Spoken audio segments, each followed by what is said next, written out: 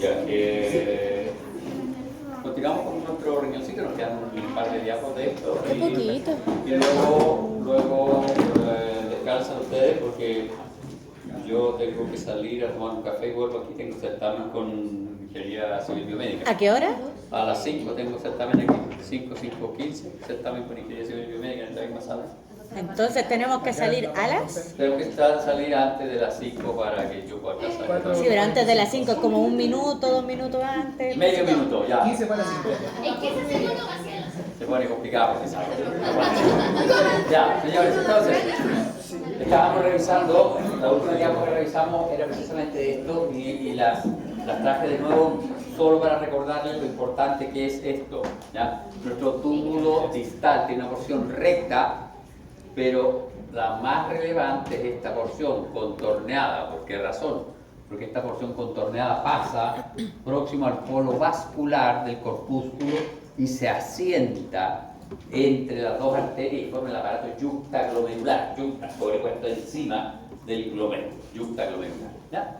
Y estas células se van a diferenciar, células de mácula densa, que son células cúbicas altas, a diferencia de las cúbicas propiamente tales que tiene este conducto distal. ¿No?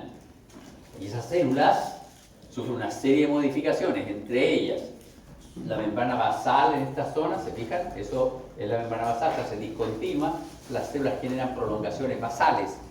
Y estas células obviamente van a empezar a expresar receptores para poder detectar los niveles de sodio, potasio en este filtrado. Recuerden, están ya casi en la parte terminal del filtrado, entonces es un filtrado casi terminal. Ese filtrado es isomolar, incluso hipotónico respecto de la sangre, por lo tanto hay que recuperar agua luego, pero esa agua se recupera en la porción un poquito más distal, justo cuando está haciendo conexión con el túbulo colector. Y aquí van a participar también las arterias, arteriola aferente y arteriola eferente, y en particular las células del músculo liso, que se van a diferenciar a células yuctaglomerulares. Son más abundantes las yuctaglomerulares en la arteriola aferente que en la arteriola eferente. ¿Y qué era lo que tenían esas arteriolas o estas células yuctaglomerulares? Para tener gránulos de renina. Recuerden que se acepta en la actualidad que también participarían células de estas de aquí, que son las mismas células que estaban acá, mesangiales, pero estas se llaman mesangiales extraglomerulares. ¿Ya? Y estas extraglomerulares también tendrían renina y también participarían en la liberación de renina hacia la sangre. ¿Y qué pasaba con esta renina en la sangre? Actuaba sobre la angiotensinógeno y lo transformaba en angiotensina 1. Esa angiotensina 1 se pega un paseo hasta el pulmón, en donde hay una enzima convertidora que lo transforma en angiotensina 2 y eso actúa sobre la corteza de la glándula suprarrenal, en particular sobre la zona glomerulada para que se produzca aldosterona, que es un mineralocorticoide. ¿Ya? Bien, eso era lo que teníamos que revisar, recuerden, bien importante esa cosa. Bueno, sigamos, lo hemos revisado aquí. Acabamos de revisar esa zona de ahí, ¿se fijan? Esa es arteriola aferente, arteriola eferente. A ver, Pizarro. ¿Por qué yo digo que esta es la arteriola aferente y esa es la eferente? Profe, le voy a decir bien sincera, me alcanzo a mirar los cartoons de acá. Usted tiene pinta de tener buena vista. Perdí los lentes. Ah, sí, bien. No, perdí los lentes. No, Joven, usted sí que tiene buena vista. ¿Sí, usted? Javi. A ver, ¿cuál es la pregunta? ¿Por qué yo digo que esta es la arteriola aferente y esa es la eferente? ¿Por qué sale de Que sale de la arteriola. ¿De cuál arteriola? ¿Sí, una arteriola? Sale. Claro, Porque no me acuerdo. pero sale y una entra. ¿Qué sale? Pero ¿cómo yo sé que esta es la que entra y esta es la que sale? Porque Mira, esa mira. deriva de la de abajito, como de la más grande. Eso. Mira. Pero ¿Ves? ¿y la de abajo cuál viene de la arteria? No, Esta, como muy bien lo dijeron, deriva de la arteriola interlobulillar. Por eso yo sé que es la aferente. Y esta es la eferente, ¿por qué? Porque se va hacia acá y forma la red peritubular. ¿Ya? ¿Se acuerdan? Red peritubular. Al final es un tema, entre comillas, viendo solamente espera, de tamaño al final, porque una viene más grande y otra se va a poner más chica. Muy bien, estupendo me parece. Sabiduría. Ya. Y hemos visto las últimas dos diapos, esta zona de aquí. ¿Se fijan? Túbulo distal, porción recta o asa L, ascendente gruesa, porción contorneada que pasa por el corpúsculo a nivel del polo vascular y sigue. Y aquí conecta con el túbulo colector. Se llama colector, no es parte de la nefrona. Se llama colector porque, como ven ustedes, colecta de varias nefronas. ¿Ya? Los túbulos colectores son corticales, medulares y papilares. Los corticales son los que están sobre la arteria arciforme. Los medulares son los que están en la zona externa. Y los papilares son los que están en la zona interna. La zona interna está la punta de la pirámide, se llama papila. ¿Ya? Nosotros lo dibujamos acá, vamos a dibujar un trocito acá. Esto es así. Esto es así, y aquí estaban nuestras arterias y venas arciformes. Esto es cortical, esto es medular y esto es papilar. Y aquí está la zona interna, zona externa, franja externa, franja interna. ¿Ya? Túbulo colector cortical, medular y papilar. Y aquí en la papila, como vienen estos túbulos colectores, que los vamos a dibujar en verde, este túbulo colector aquí tiene un diámetro y va aumentando de diámetro este túbulo colector. A medida que se van sumando los túbulos colectores, va aumentando de diámetro. Y este túbulo colector se abre aquí, en el vértice de la pirámide, y genera una zona que tiene hoyitos. Si uno lo mira desde arriba, esa zona tiene hoyitos. Y por eso se llama área cribosa. Si fuese un colador, y es igual, es redondito como un colador de tallarines, igual. ¿Ya? Área cribosa, que es lo que está dibujado aquí. ¿Se fijan? No iba criboso, ¿No? Ahí está, área cribosa. Entonces tenemos nuestro túbulo, varios túbulos colectores desembocan en uno. Y como se van sumando, van aumentando su calibre y van cambiando su epitelio. Y vamos a tener que los corticales tienen dos tipos de células, las principales y las intercaladas. Las principales se caracterizan por presentar núcleo central, mitocondrias pequeñas, microvesicidades cortas. Las intercaladas se caracterizan por presentar vesículas apicales. Miren, ¿se fijan? Aquí hay unas células que son cúbicas, pero hay otras células que son cúbicas y tienen como una casita. Y son más claritas, más oscuras, más claritas, y tienen como una prolongación, como una casita. Estas son las intercaladas, estas son las principales. ¿Ya? Entonces, en los corticales vamos a tener de los dos tipos. En los medulares comienzan a desaparecer la intercalada y van a empezar a permanecer solo las principales, pero siguen siendo cúbicas. Y en los colectores, aquí en la zona media, vamos a tener solo las principales, pero se hacen cilíndricas. ¿Ya? Y en este caso son cilíndricas y las describió un señor de apellido Bellini. Entonces también se denominan conductos de Bellini. Bellini. Pero mi pregunta, cuando lee las células intercaladas, que dijo que era como una casita, ¿eso posee núcleo? ¿Es una célula aparte? Se llaman intercaladas porque están, mira, aquí se lo oscura y ellas son claritas y tienen como una casita. Ya. ¿Pero es prolongación de esas cúbicas o está entre? No, es unas. Entre. Intercalada, entre. Vamos a tener nuestras células cúbicas propiamente tal con microviosidad, nuestra célula cúbica propiamente tal, principal, con microviosidad. Y aquí vamos a tener nuestra célula intercalada.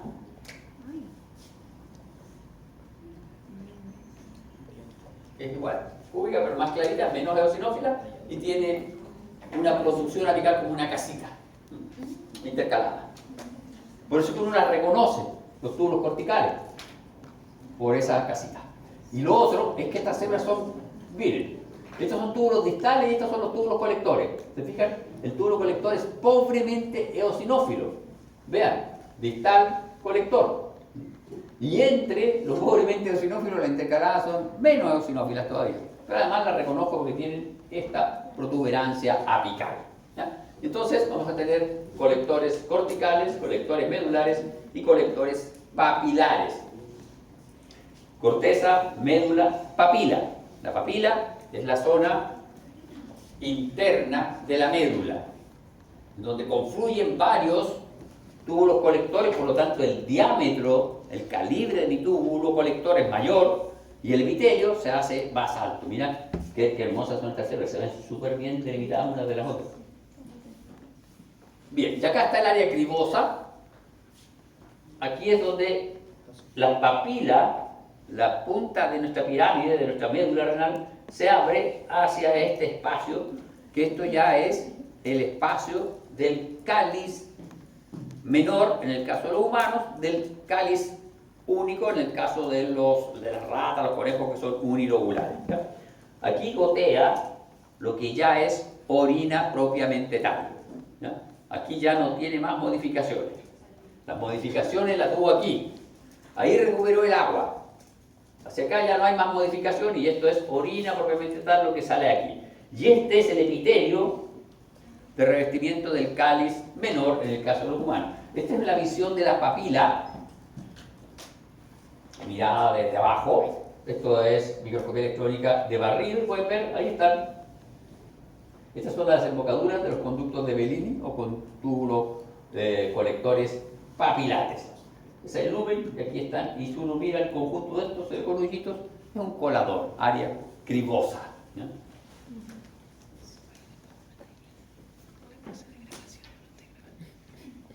¿Cómo está, joven? No le voy a preguntar, le voy a preguntar a alguno de los que el partido pasado está dando a hacer apuestas, no, ya. Yo quiero usted, ¿no? ¿Sí, usted, Borbolino? Puede ser. Empatar, picar. Ya, el partido difícil, ya. ¿Qué epitelio tiene el cáliz menor?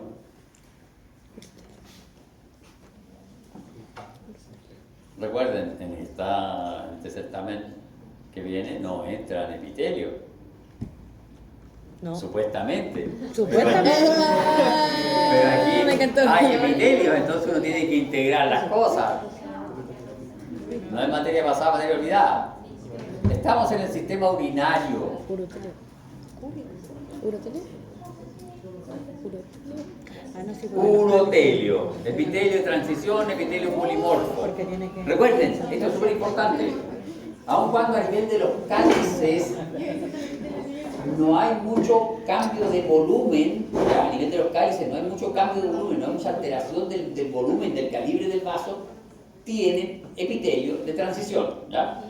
Luego de los cáliz, del cáliz menor viene el cáliz mayor y luego viene la pelvis renal. Y en la pelvis ya hay distensión. ¿Ya? Y aquí está el cartoon donde nosotros, lo que yo les había comentado, acá tenemos nuestro corpúsculo, túbulo proximal, ACL, distal, conexión, colector. ¿Y se fijan? Aquí se produce la magia de la acción de la ADH. ¿Qué le pasa a la imagen, profe? ¿Qué le pasa a la imagen? ¿Por qué se ve así? Sí, está muy resplandeciente. Sí, no sé, está muy contrastada. O el televisor se está echando a perder. No sé. No creo O de que sea el de tanto tele- golpearle con los dedos ya se está echando a perder la pobre. ¿Se fijan? Eso es cuando no tenemos ADH.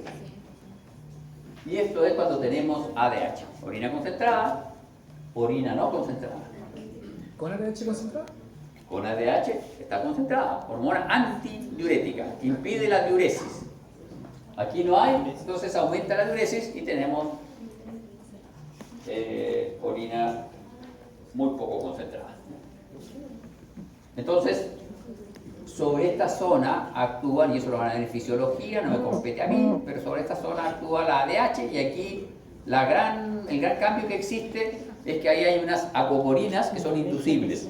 ¿Ya? Esas acoporinas están en vesículas y cuando llega la ADH se inducen a la membrana y absorben agua.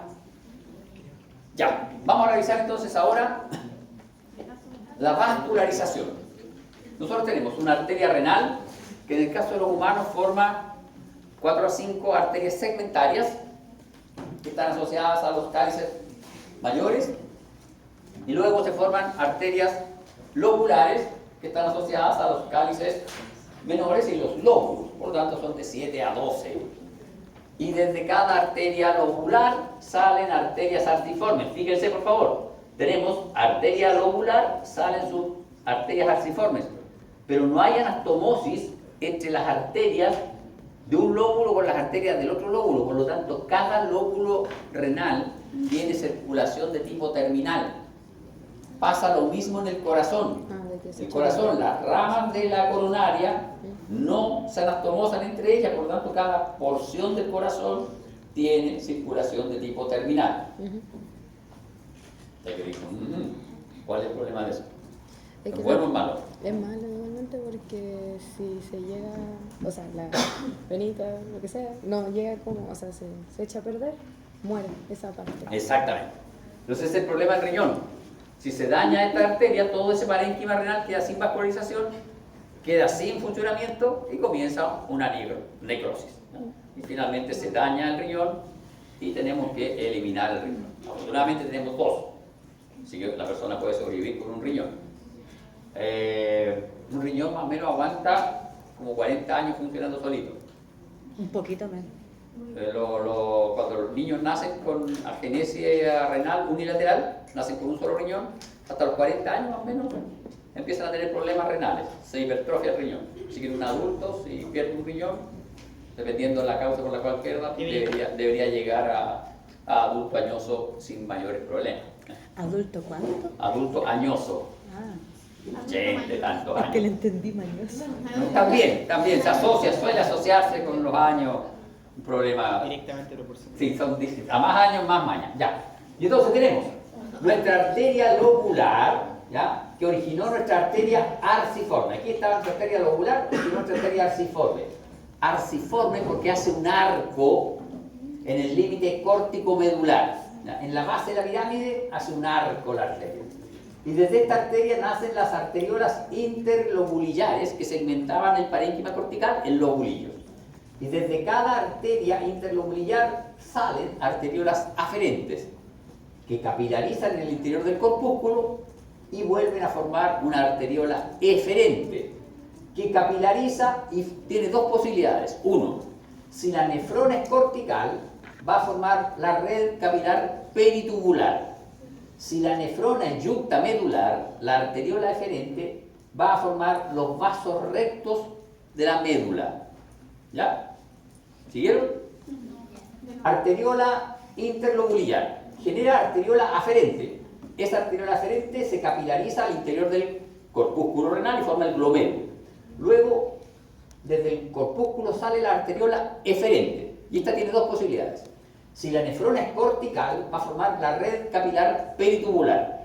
Si la nefrona es yuctamedular, va a formar la red de vasos rectos que se distribuyen desde el límite córtico-medular de forma recta hacia la papila, hacia el vértice de la papila, hacia el área cribosa. Y van a formar los vasos rectos. Estos vasos rectos son los vasos que están en paralelo con las asas de Henle delgadas, ¿ya? Y participan activamente en el mecanismo de contracorriente para la concentración de la orina, ¿ya? Estos son los vasos rectos. Ahora, la red capilar peritubular cortical se junta y finalmente llega a las a las vénulas interlobulillares. Vénulas interlobulillares. Y desde ahí, la vena interlobulillar llega a la vena arciforme. Por el contrario, los capilares que regresan de la médula, de la red de vasos rectos de la médula, tienen dos posibilidades. Uno, llegan directamente a la vena arciforme o pueden llegar a la vénula interlobulillar. Tienen esas dos posibilidades de retornar la sangre, ¿ya? Esa es la circulación del riñón. Y aquí está, para los que no crean, es así. No se ve nada. Es cierto, valor. ¿En qué se está pidiendo eso? Ay. Es cierto, No. del norte. Norte. Esto no es una tinción. Esto se tomó Y el se riñón, La mostaza. el riñón del conejo, se tomó, se perfundió con suero fisiológico. ¿Qué es perfundir, profe? Lo ha dicho varias Por veces. la arteria, con una jeringa, tú inyectas una solución. Eso es perfundir, con una cierta presión, de tal manera de que toda la red capilar Se hacía. se lave con esa solución. Entonces tú perfundes con una solución salina heparinizada, de tal manera de que todos los vasos sanguíneos se lavan. ¿Tan hueco entonces? Exactamente, pero luego haces el truco. Le inyectas tinta china. Lo fijas y lo cortas. Entonces, todos los vasos sanguíneos quedan llenos de tinta china y no necesitas teñir esto. Lo cortas porque se ve feo, porque uno no lo puede incluir, uno lo fija, le inyectas tinta china, lo fijas y como pasa un poquito de tiempo la tinta china difunde un poquito hacia los epitelios y le da un poquito de fondo. Lo congelas y lo cortas en congelación, haces corte de crióstato. Ya, por eso son gruesos y no tienen buena definición. Pero te sirven. ¿Crióstato o criostato? Criostato, sí. Mira, tienes aquí todos estos vasos que hemos descrito, pero aquí están. Ahí está el límite córtico medular. Esos son los túbulos, eso es un corpúsculo, ese es el glomérulo, ese es el espacio urinario. ¿Te fijas que existía? Túbulos, Sí existe. corpúsculo, vean la red peritubular. No lo veo. Y los vasos rectos, eso negro son los vasos rectos que están llenos de tinta china. ¿Y las arterias venas circulares ni siquiera se ven? No, por el plano de corte no habría que haber tomado una foto de menor aumento. Cuéntanos si hay diferencia. Pero sí se ven. Se ven llenas de tinta china. ¿Ya? Entonces, esto es un tratamiento especial para comprobar la rica vascularización del parénquima cortical y del parénquima medular y comprobar que esto es una red de vasos, en cambio estos son vasos rectos que están paralelos a las asas de Henle rectas, ¿ya? Entonces forman una triada, un mecanismo de contracorriente. ¿Entienden lo que es un mecanismo de contracorriente? No. Lo ven en las casas con la corriente. Cuando ustedes tienen una corriente que va en una dirección y esa corriente tiene temperatura, ¿ya? Y otra corriente que viene en otra dirección, esta, si está más fría, le va a robar temperatura a la que va descendiendo. Es lo que dijo el Tesla. Acá es lo mismo, van a tener una corriente de los túbulos renales, de las asas de Henle descendente y ascendente que llevan agua y sales. Y estos vasos sanguíneos van a recuperar esas aguas y esas sales, porque si no se hincharía la médula renal, hay que sacarla, ¿ya? Y estos vasos sirven para eso. Mecanismo de contracorriente, uno más clásico para que lo entiendan, es esos radiadores. Esos radiadores tienen en su interior agua caliente. La sala está más fría que el agua caliente que está recorriendo la serpentina de ese radiador. Entonces ese radiador le entrega calor a la sala. Eso es un mecanismo de contracorriente. Hay muchos mecanismos de contracorriente. En la circulación del testículo también hay un mecanismo de contracorriente. Bien, vamos entonces a los cálices y las pelvis. Pelvis renal. Los cálices y la pelvis renal, la papila renal de cada tirámide encaja dentro de la luz de un cáliz menor o cáliz único, dependiendo si es rata o es humano. Los cálices están recubiertos por epitelio transicional, epitelio polimorfo, epitelio pseudoestratificado urinario o epitelio urinario. Y los separan la orina y separan la orina del tejido conectivo subyacente. Bajo la lámina propia se encuentra una capa de músculo delgada, de músculo liso. Comienza a haber una capita de músculo liso en los cálices menores, cálices mayores. Comienza a aparecer aquí debajo un poquito de músculo liso. Se fijan, ese es nuestro epitelio, que se caracterizaba por tener células globosas gigantes. ¿Qué pasa con el uréter? El uréter son tubos huecos constituidos por una mucosa, una túnica muscular y un recubrimiento conectivo. La mucosa posee un recubrimiento de epitelio urinario o urotelio, bajo el cual se encuentra una lámina propia de tejido conectivo denso, irregular, fibroelástico. ¿Por qué tiene que ser denso, irregular, fibroelástico? Porque no es laxo, muy vascularizado. Se tiene que expandir. Es que ya. Porque ya no vamos a absorber nada, lo que está Eso dentro ya es pipí. tóxico, lo queremos echar fuera. ¿No? Por eso no hay nada. Y es fibroelástico precisamente para Espera. que se pueda distender. Y si ustedes se fijan, al igual que el esófago, el lumen de esta estructura siempre está colapsado. Entonces cuando eso le permite dilatarse y mantener la viabilidad de la mucosa. Pero además, esto tiene la magia de nuestra célula globosa. Miren qué hermosa célula globosa. Hermosa, gigante. Es como un corazón. Y ahí tiene su propia casa. Mira, ahí no se ve. Ahí se está proyectando hacia abajo, mi niña. Se ve raro. El centro. Si lo viera así, ¿Y con qué tensión es esa? a los lados. Eso es un gallego bien concentrado. Una capa muscular tiene esta estructura que está compuesta de dos capas de músculo, una longitudinal interna y una circular externa. Cuando se acerca a la vejiga, se agrega una longitudinal externa. ¿Ustedes joven de rojo? ¿Qué estructura revisamos en paso práctico que tenía también una longitudinal interna, una circular media y una longitudinal externa? Músculo liso.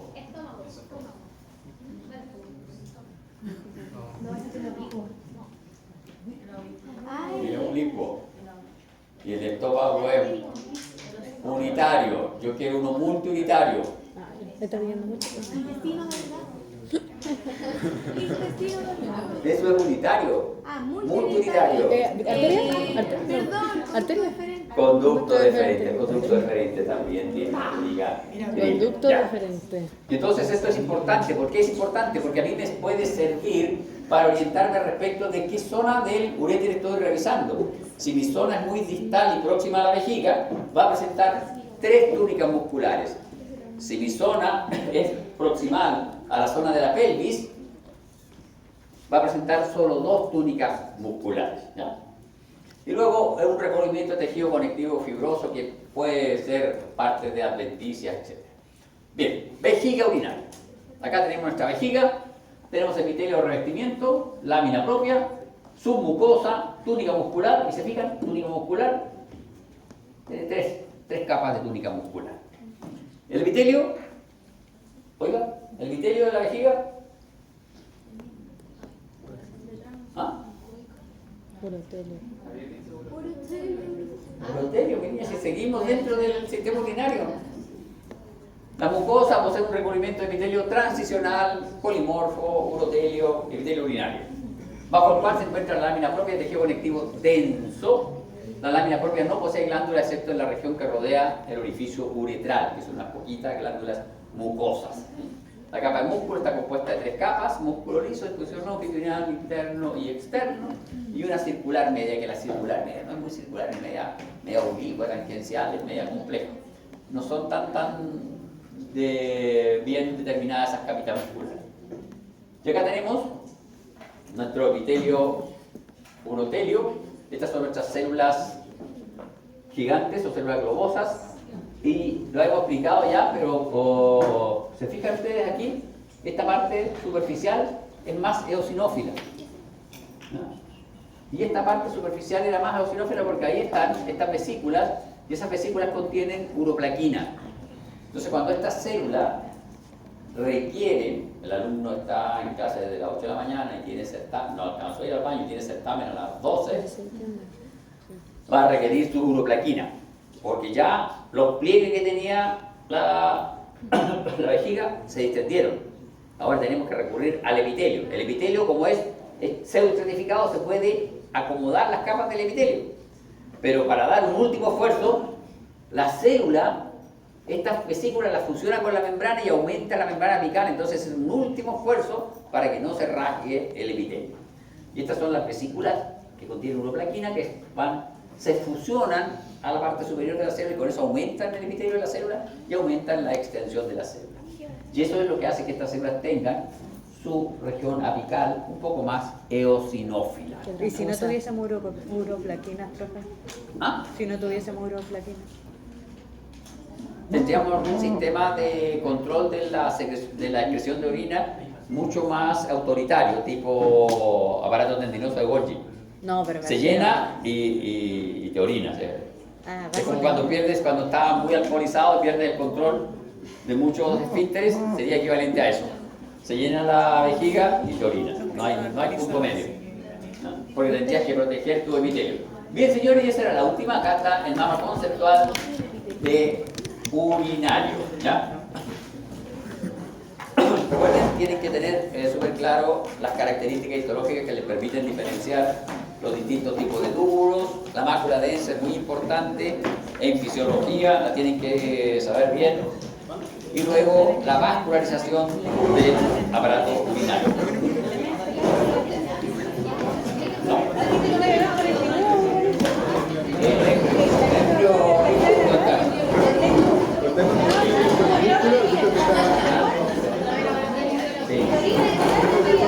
¿por qué le preguntan a mí que la tele puede ser vista?